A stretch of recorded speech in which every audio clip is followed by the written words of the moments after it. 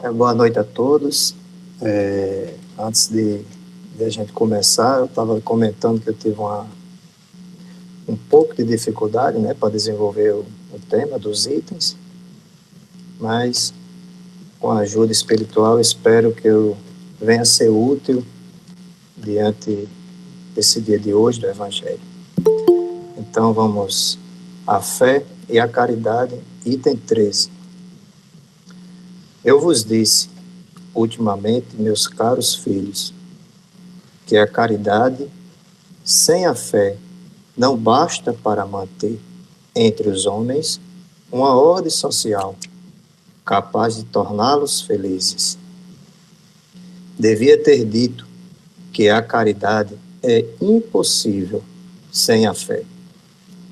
Podereis encontrar, em verdade, impulsos generosos, mesmo nas pessoas sem religião, mas essa caridade austera, que não se pratica senão pela abnegação, pelo sacrifício constante de todo interesse egoístico, não há senão a fé para inspirá-la, porque nada além dela nos faz levar com coragem e perseverança a cruz desta vida.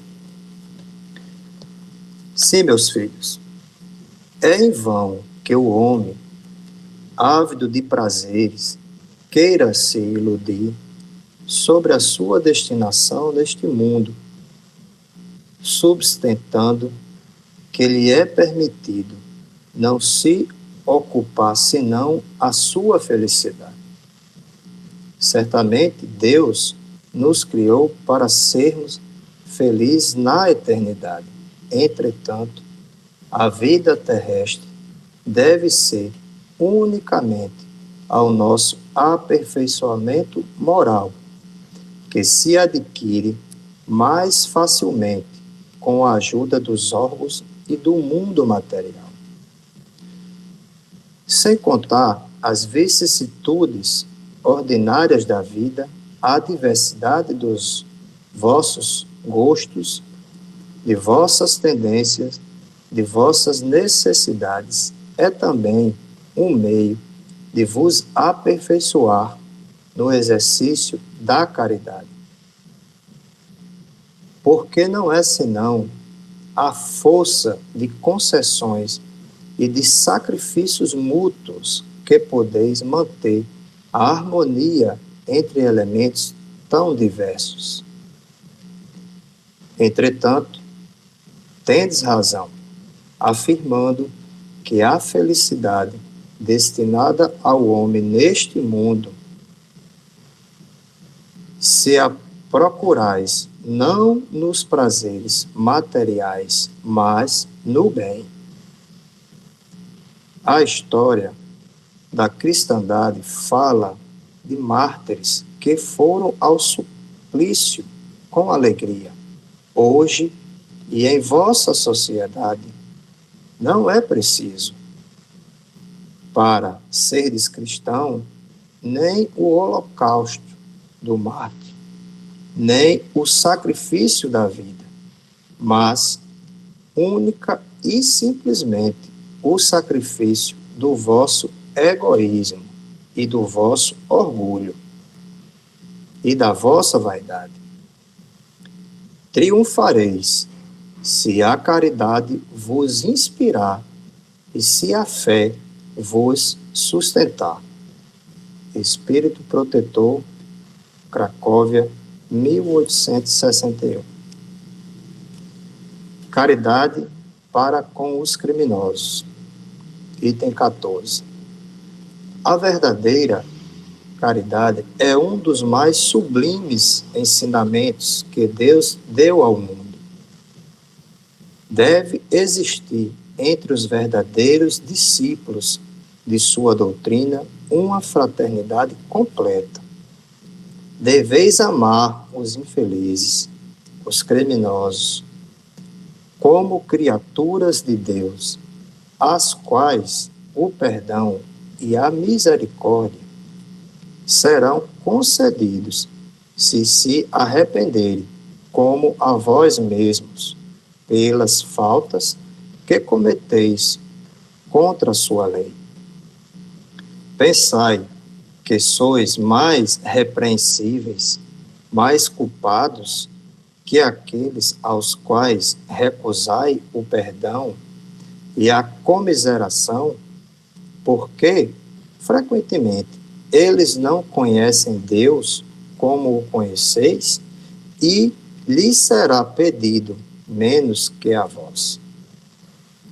Não julgueis, não julgueis, meus caros amigos, porque o julgamento que fizeste vos será aplicado mais severamente ainda, e tendes necessidade de indulgência para os pecados que cometeis sem cessar. Não sabeis que há muitas ações que são crimes aos olhos de Deus de pureza, e que o mundo não considera sequer como faltas leves? A verdadeira caridade não consiste somente na esmola que dais, nem mesmo nas palavras de consolação com as quais podeis acompanhá-la. Não é só isso que o Deus exige de vós. A caridade sublime ensinada por Jesus, consiste também na benevolência concedida sempre e em todas as coisas ao vosso próximo. Podeis ainda exercitar essa sublime virtude sobre muitos seres que não precisam de esmolas e que palavras de amor, de consolação e de encorajamento conduzirão ao Senhor. Os tempos estão próximos, digo ainda, em que a fraternidade reinará neste globo. A lei do Cristo é a que regerá os homens, e só ela será o freio e a esperança, e conduzirá as almas às moradas bem-aventuradas. Amai-vos, pois, como os filhos de um mesmo Pai. Não façais diferenças entre os outros infelizes, porque Deus quem quer que todos sejam iguais. Portanto, não desprezeis a ninguém. Deus permite que grandes criminosos estejam entre vós, a fim de que vos sirvam de ensinamento. Logo, quando os homens forem conduzidos às verdadeiras leis de Deus, não haverá mais necessidade desses ensinamentos, e todos os espíritos impuros e revoltados serão dispersados nos mundos inferiores, de acordo com as suas tendências. Deveis àqueles de quem falo o socorro de vossas preces. É a verdadeira caridade. Não é preciso dizer de um criminoso: é um miserável, é preciso expurgá-lo da terra. A morte, se lhe inflige, é muito suave para um ser dessa espécie. Não é assim que deveis falar. Olhai vosso modelo Jesus.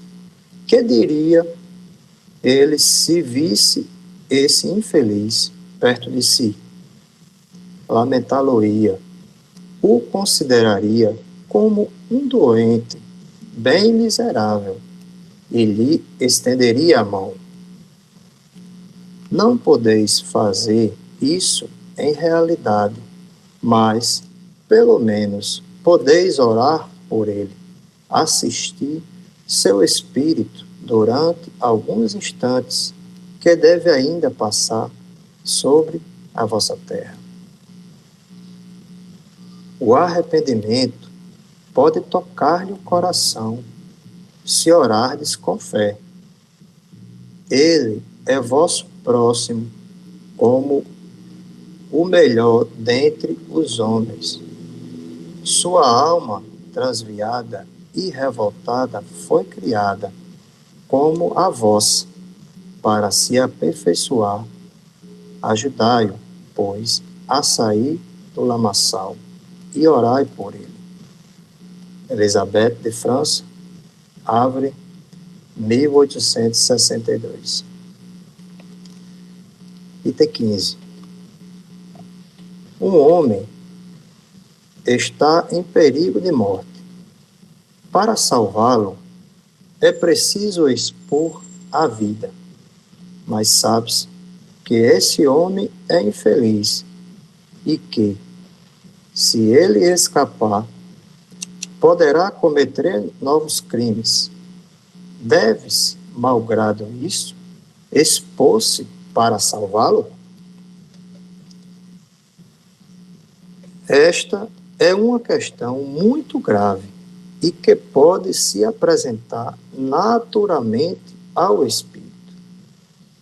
Responderei segundo meu adiantamento moral, uma vez que se trata de saber se se deve expor a própria vida por um malfeitor.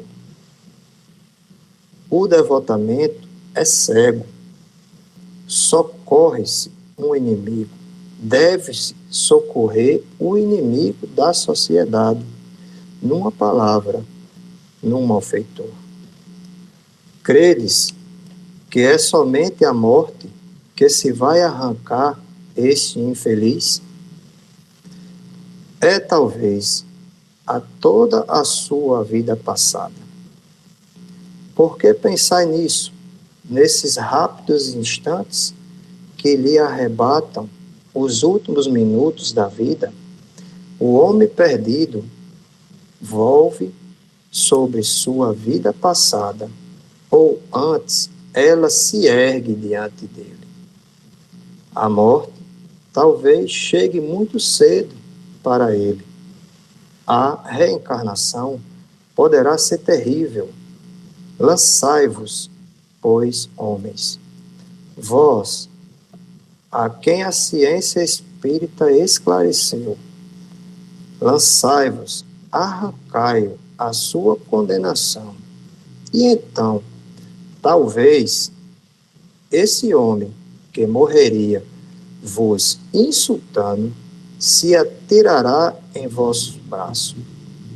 Todavia, não é preciso perguntar-vos se o fará ou não, mas idem em seu socorro, porque salvando, obedecei a esta voz do coração que vos diz: podes salvá-lo. Salva-o. Lamennais, Paris, 1862. Então, temos graças a Deus por esse momento do Evangelho. E no item 13, entre a fé e a caridade, então ele já começa com uma frase bem sem rodeios, né? Que a caridade sem a fé não basta. Não basta a gente achar, o pior é que a gente acha que está fazendo caridade. Então, mas a caridade sem a fé não basta. Então, vamos entender um pouco o que é a fé raciocinada, né? Porque para nós alcançarmos uma fé raciocinada, né, é preciso também olhar para o coração. Porque o coração é o sentimento. É ele que nos traz a luz. Então, para praticarmos a caridade com o próximo, primeiro temos que alinhar a nossa fé com o nosso coração. Para a partir daí, nós passarmos a desenvolver as verdadeiras virtudes. Passar a sentir os sentimentos mais nobres. Aí que sentimentos são esses? Que a partir da gente começar a trabalhar o nosso coração junto com a nossa fé raciocinada. Porque só a caridade, ela é fria. Então, quando ele fala aqui, no meu entender, a caridade sem a fé não basta, é porque só a caridade, ela é fria. Ela não tem aquele amor, ela não tem aquela essência. Não é? Então, nós temos que conciliar a fé com o nosso coração, que é uma engrenagem, é um circuito fechado, para daí nós podermos desenvolver os sentimentos nobres, que é o amor ao próximo, que é a caridade, que é perdão, a humildade.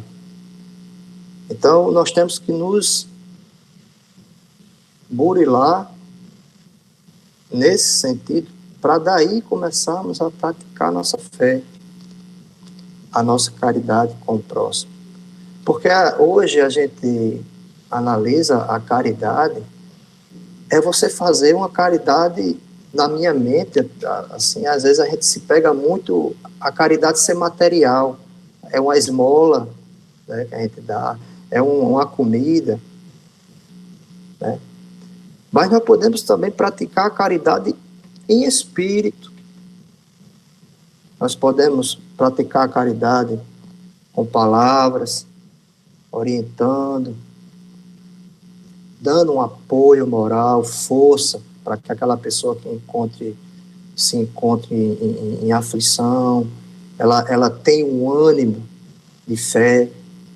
Porque às vezes a gente conversa com pessoas que estão em dificuldade, que não têm esse conhecimento do espiritismo, mas 99,99%, ela diz, eu acredito em Deus. Então, se ela acredita em Deus, nós podemos praticar essa caridade com ele com uma palavra de conforto, entendeu? Uma força para que ele não desista. Mentalmente, você pode conversar com aquele espírito, irmão, tenha perseverança para você vencer essa prova. Muitas vezes você mesmo pediu. Então, isso é a engrenagem começando a funcionar em nós. A fé com o coração, com o sentimento, que gera os sentimentos nobres, que vem a caridade, a humildade, o perdão.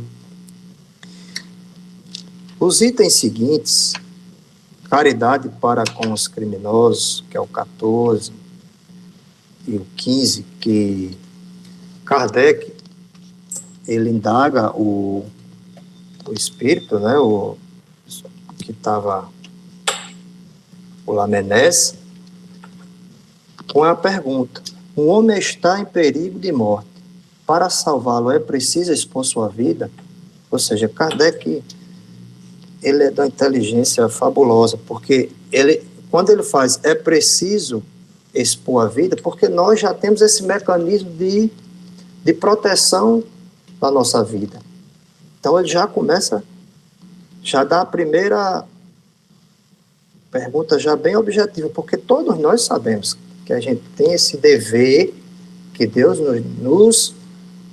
nos concedeu de ter zelo da nossa própria vida.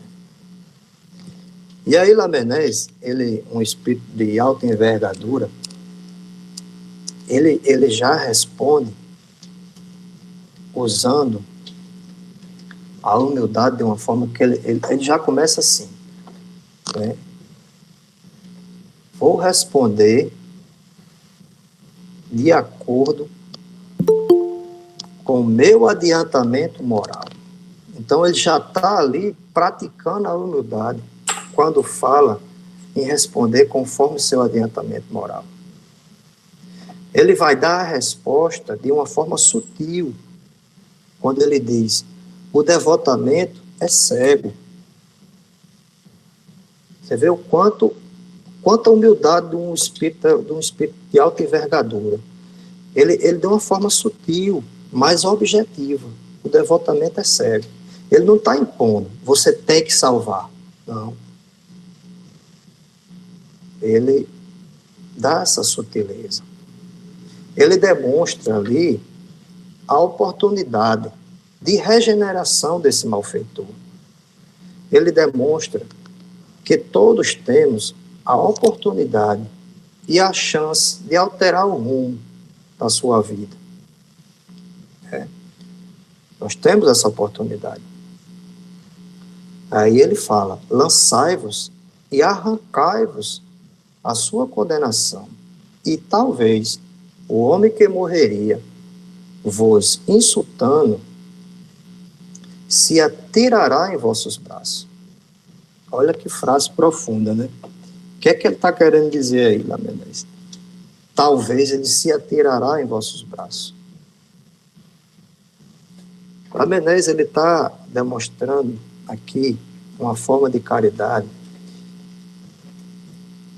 para nos dar a oportunidade de regeneração com o inimigo.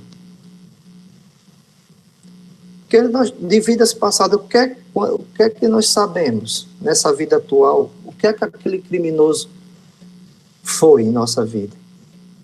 Se ele foi um inimigo em vida passada nossa, e Deus deu uma oportunidade de nos regenerarmos e dar a oportunidade de salvá-lo.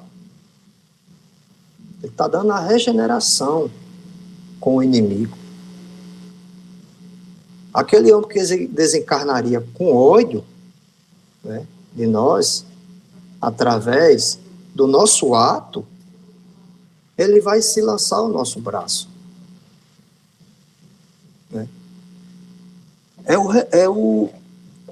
Como é que se chama? É a reconciliação com o nosso inimigo. Quando ele fala: talvez esse homem que morreria vos insultando se atirará em vossos braços.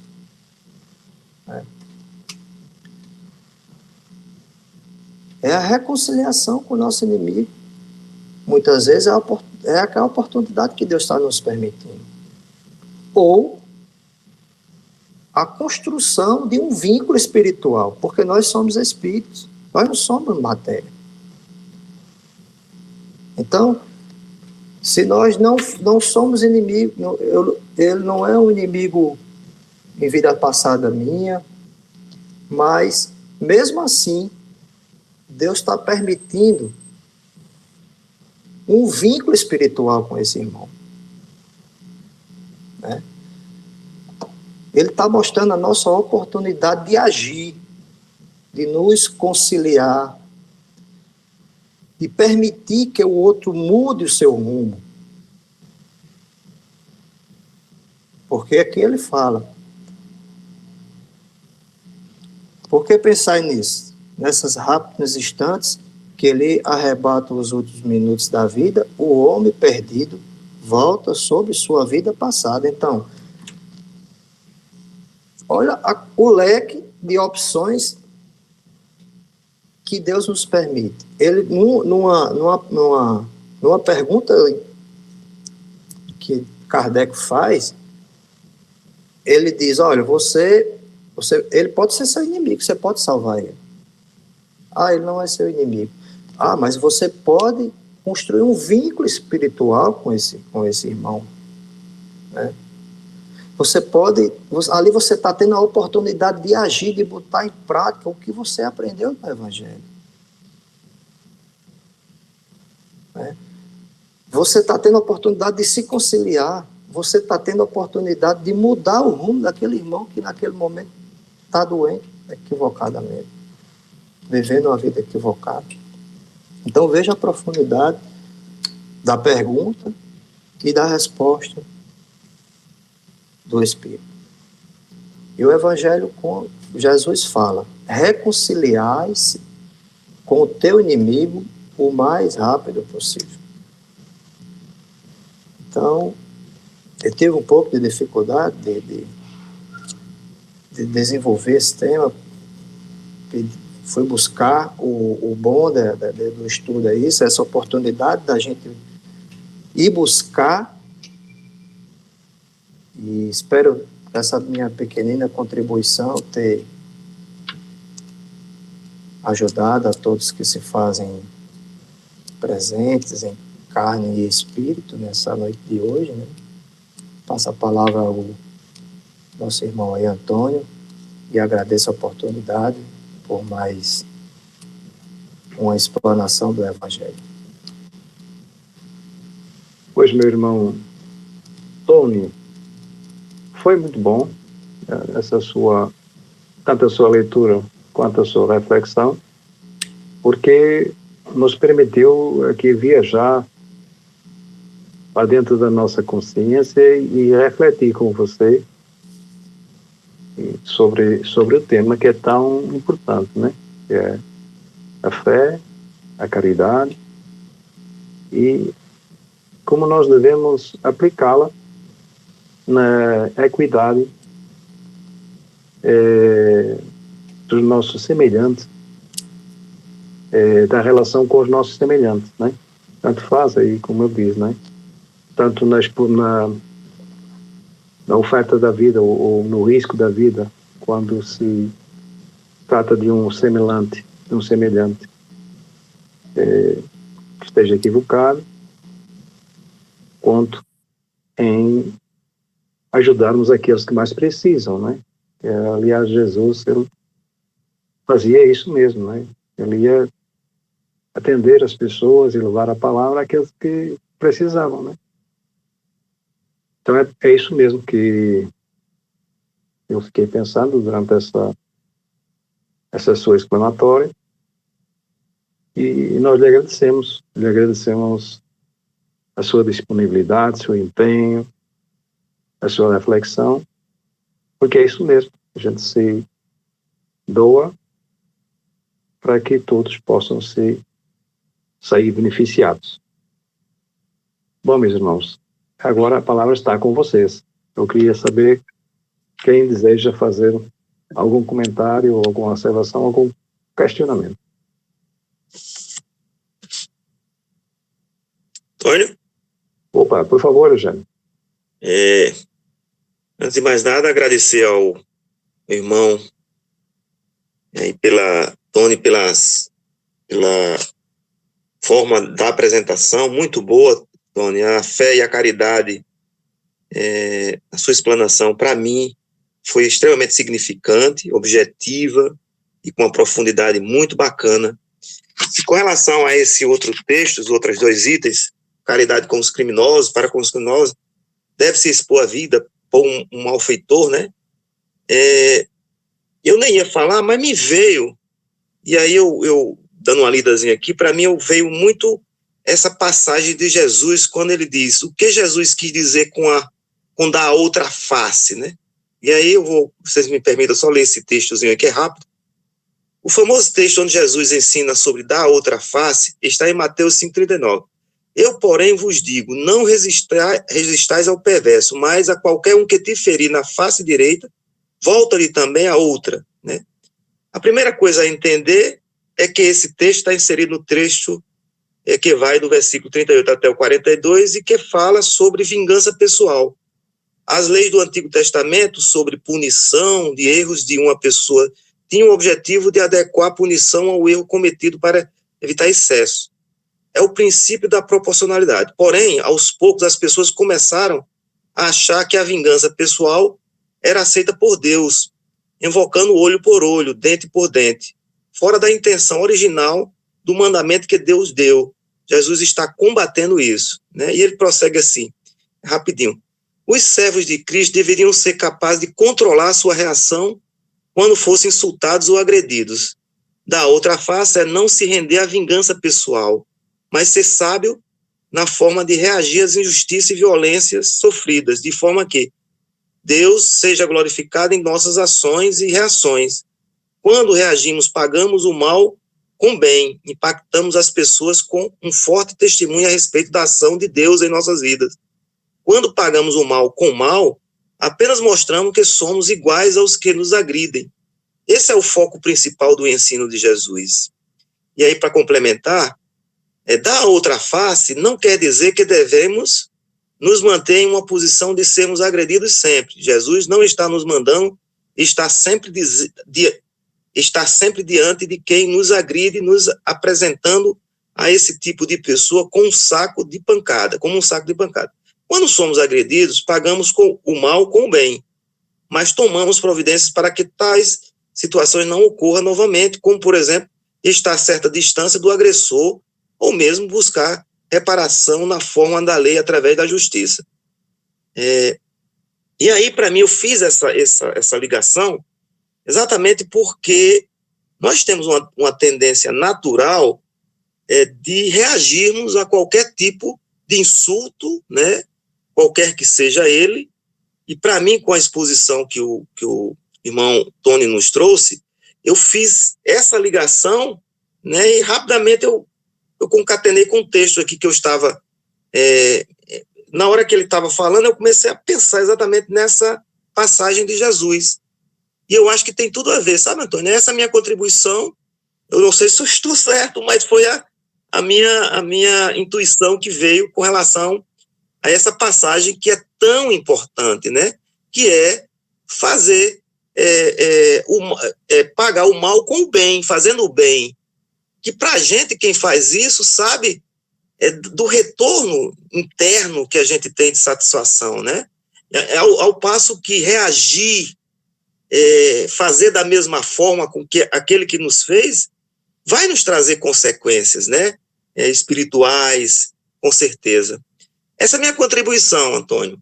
E aí, se eu não estiver correto, por favor, me corrijam. Eu estou aqui, nós estamos aqui precisamente para aprendermos.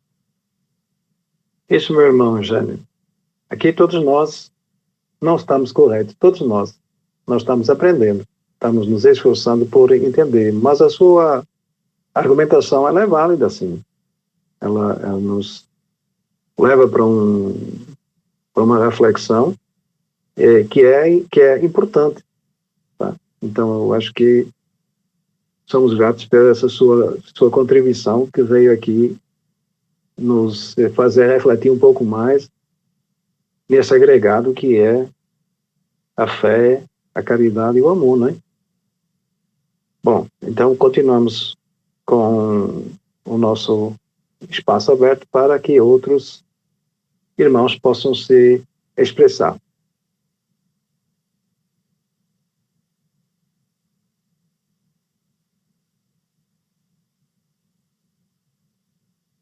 Convidaria, sim, e fiquem à vontade para poder trazer os assuntos que precisarem de esclarecimento.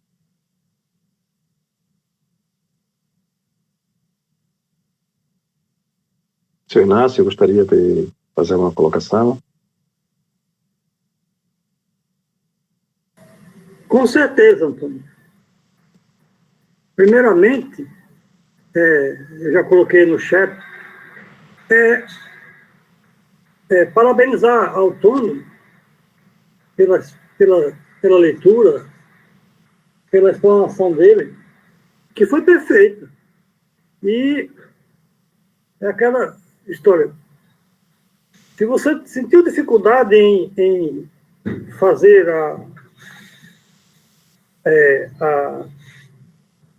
reflexão sobre a temática, você se saiu muito bem. Foi exatamente o que precisava ser feito. E eu também parabenizo o Eugênio, porque ele fez a conexão exata. É isso mesmo. a gente tem que trabalhar o tema associando os diversos pontos que são mostrados. Aqui, quando é feita a pergunta a Lamennais, e ele diz: responderei de acordo com o meu adiantamento moral. O que ele está dizendo para nós? Ele está dizendo, começa a dizer o seguinte: o devotamento é cego.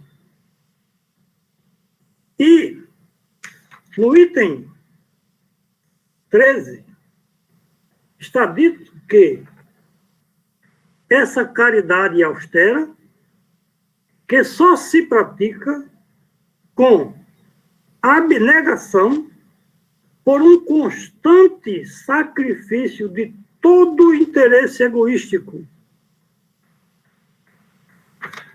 que somente a fé pode inspirar. E no item 14, que a verdadeira caridade é um dos mais sublimes ensinamentos que Deus deu ao mundo. Então, o Lamennais está dizendo para nós que o nível moral dele é de total abnegação e devotamento ao sacrifício em benefício do seu semelhante. Ele está dizendo para nós que ele tem perfeita fé em Deus, porque como nós sabemos que nada ocorre por acaso, tudo está nos desígnios de Deus. Se eu me deparo com a situação dessa, que foi colocada por Kardec, de ter que colocar minha vida em risco por um malfeitor, é porque algo está sendo colocado para meu benefício, de acordo com a minha conduta diante daquela situação. Porque foi dito aqui que a vida terrena deve servir apenas ao nosso aperfeiçoamento moral. Então, se eu estou diante de uma situação onde eu sou provado, eu quero saber, Inácio, se você realmente tem abnegação, se você tem fé verdadeira em Deus, se você realmente exerce a caridade para com o seu próximo. Está aí a situação. Ora, se eu já tenho, e foi dito que no item 14, que nós vamos ser cobrados muito mais, porque a gente já sabe mais. Então, cara, eu sei, né, que a minha vida física só tem um objetivo: promover meu avanço moral. Sem levar em conta as vicissitudes ordinárias da vida, a diversidade dos gostos, dos pendores, das necessidades, que é esse também um meio de vos aperfeiçoares, exercitando-vos na caridade. Então, o Lamennais está dizendo para nós que ele sabe de tudo isso, e que na condição em que ele está, ele não pestanejaria antes de tomar a atitude de buscar socorrer. Foi aquela história. É a conclusão que é colocada aqui no final do item 15, justamente o que o Tony colocou para nós, de que se eu tinha alguma pendência com aquele irmão na vida anterior, ele estava com raiva de mim, com ódio, se ele desencarna ali, naquela situação, ele ia ficar como sendo meu obsessor desencarnado. Na hora que eu sacrifico, coloco para ele a minha vida em risco, ele vai dizer: caramba, esse cara realmente gosta de mim. E aí apaga-se o ódio que ele tem para comigo. Ao ver a minha dedicação, meu esforço, dificuldades a superar, e tudo isso para ajudá-lo a permanecer no plano físico. Então, esse é o detalhe. Claro que não está tão fácil para nós, né? E como ele coloca, como nós estamos diante do nível moral de Lamennais, imagine do Cristo. E aí é aquela história.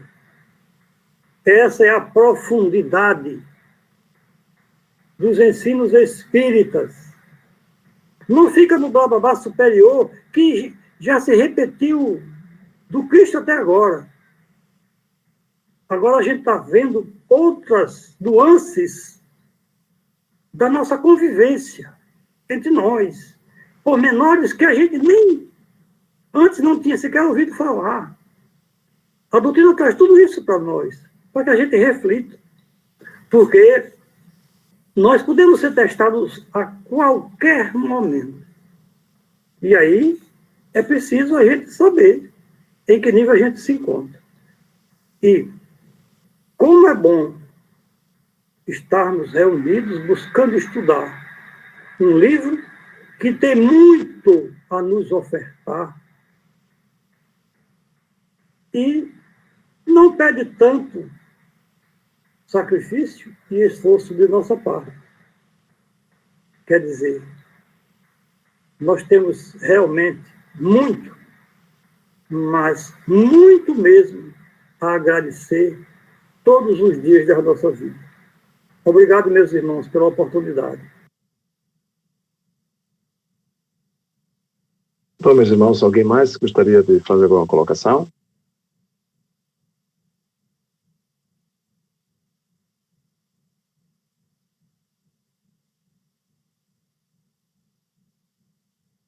Bom, então, como temos um pouquinho de tempo, eu vou me permitir também colocar aquilo que eu estava refletindo aqui durante a exposição de Tony quanto dos irmãos Eugênio e Inácio. Então, assim, resumido, no meu entendimento, a fé é um sentido. Como é a nossa visão? Como é nosso olfato? Enfim, ela é um sentido que eu diria que é um sentido paraespiritual. Como assim? Paraespiritual. É que eu acho que a fé advém do testemunho da alma à nossa esfera consciencial. É alguma coisa que, apesar do véu do esquecimento, fica intuitivamente, persistentemente, em nós, atuando permanentemente, atuando, nos guiando exatamente nesse sentido, que é o da imortalidade e da utilidade. Então, é o que eu estava pensando aqui. Assim, essa é realmente a fé. Ela se trabalha como todos os sentidos, auditivo, olfativo, sensitivo. A própria mediunidade é um sentido também. Porque ele é um recurso espiritual nosso.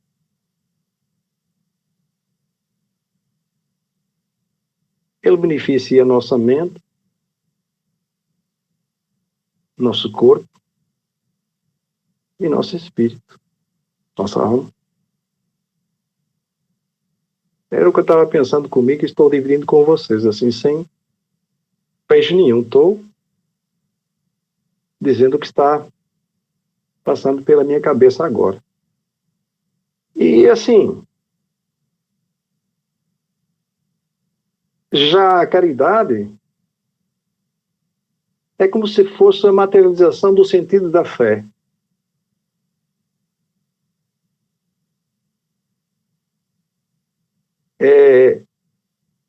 É algo que nós também trazemos como uma lei dentro da gente. Uma lei natural. Que nos leva a agir para o bem dos outros, para o bem das naturezas, para o bem dos homens, enfim, para o bem de todos. Isso aí há quem diga que é lei da equidade moral. É o que Jesus disse: fazer aos outros o que queirais que os outros os façam. Então, acho que essa caridade é exatamente o exercício do amor. Não do amor na sua plenitude, mas dentro da esfera consciencial de cada um de nós. Até onde nós entendemos, até onde nós contribuímos para o bem-estar de todos. Então, isso eu acho que já é o início do amor e da justiça. Nós estamos falando no amor celestial, da justiça celestial. Então, assim, quanto à questão de fazer o bem, não importa a quem, isso é um dito, né, um ditado, que vem de geração em geração, e quando a voz vem do coração do povo, a gente tem que escutar. Então, não importa que seja um malfeitor, pelo contrário, se conseguirmos ajudar um equivocado, estaremos fazendo o que nos compete. Como também a questão de ajudarmos a todos indistintamente do seu grau evolutivo. Jesus, como eu já disse anteriormente, sempre procurava os doentes, tanto os doentes do espírito, seja da alma, quanto os doentes do corpo, porque era lá onde tinha o trabalho. Imagina que os médicos só fossem atender os que estavam com saúde. Perdia o sentido. É a mesma coisa. Se nós formos negar a caridade àqueles que mais dela necessitam, perderia o sentido. Bom, meus irmãos, eu vou ficar por aqui, esperando ter agregado algum pensamento que possa ajudar nessa reflexão.